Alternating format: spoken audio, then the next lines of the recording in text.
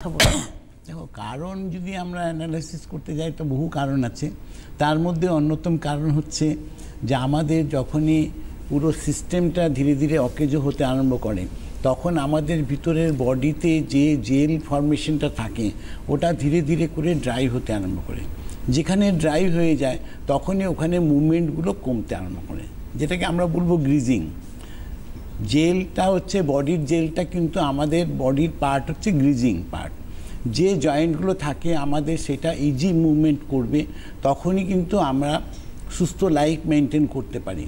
যখন আমাদের ভিতরে ইন্টারনাল ড্রাইনেস চলে আসে তখন দেখা যায় যে আমার হাড় ক্ষয়ে গেছে, হাড়গুলো শুকিয়ে গেছে, হাড়গুলো আমার মুভমেন্ট করছে না, হাড়গুলোতে খটখট আওয়াজ করছে, বিভিন্ন টাইপের প্রবলেমস মানুষ এখান থেকে আমরা খুঁজে পাই এবং দেখতে পাই, যেখান থেকে আমাদের লাইফটা কি বলবো মানে সুস্থ লাইফ থেকে মানে অস্বস্তিকর লাইফটা আমরা তখন পেয়ে যাই, এবং সেটা কিন্তু আমাদের লাইফের মধ্যে কিন্তু খুব কষ্টকর।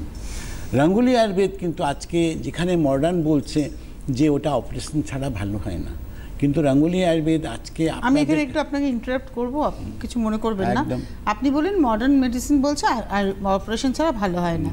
আমার পরিচিত ভীষণ পরিচিত একজন মানুষ, তিনি দুবার অপারেশন করেছেন, দুবার, কিন্তু তার সুস্থ হননি।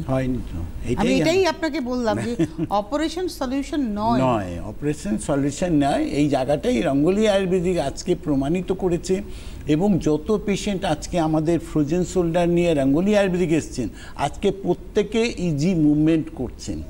আজকে রান্নাঘরে খুন্তি পড়ে যাচ্ছে, হাত ধরতে পারছেন না, হাতটা স্টিফ হয়ে গেছে, আমার হাতটা পেছনে নিতে পারছেন না, চুল আঁচাতে পারছেন না, যা যা প্রবলেম ছিল সেইখান থেকে প্রতিটা মানুষ আজকে সুস্থ লাইফ মেনটেন করছে। এটার মধ্যে কোনো কিন্তু প্রশ্ন আমার মনে হয়নি।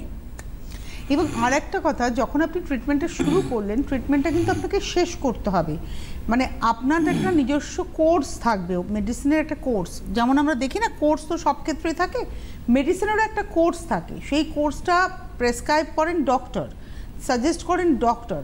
তো ডক্টর যদি বলেন যে আপনাকে এই সময় অনুযায়ী ওষুধটা খেতে হবে, আপনাকে সেটা করতে হবে। যদি আপনি না করেন, আপনার প্রশ্ন হচ্ছে আমি তো ভালো হয়ে গেছি, যেমন যেটা হয়ে থাকে অধিকাংশ ক্ষেত্রে, ধরুন আপনার ব্যথা কমে গেল, আপনি রীতিমতো হাত তুলে দরজা আটকাতে পারছেন, চুল আঁচড়াতে পারছেন, হাতটাকে সামনে পিছনে করতে পারছেন, ব্যাস আপনি বলেন আমার তো ভাই ব্যথাটা সেরেই গেছে, আর তো দরকার নেই। না, আপনার গোড়ায় যে গলদটা, সেই গলদটাকে তো রঙ্গোলি সারাচ্ছে। আপনি যদি মাঝপথে সেটাকে বন্ধ করে দেন, গলদটা কিন্তু রয়ে গেল একটুখানি, সেটাই আবার বাড়তে থাকবে।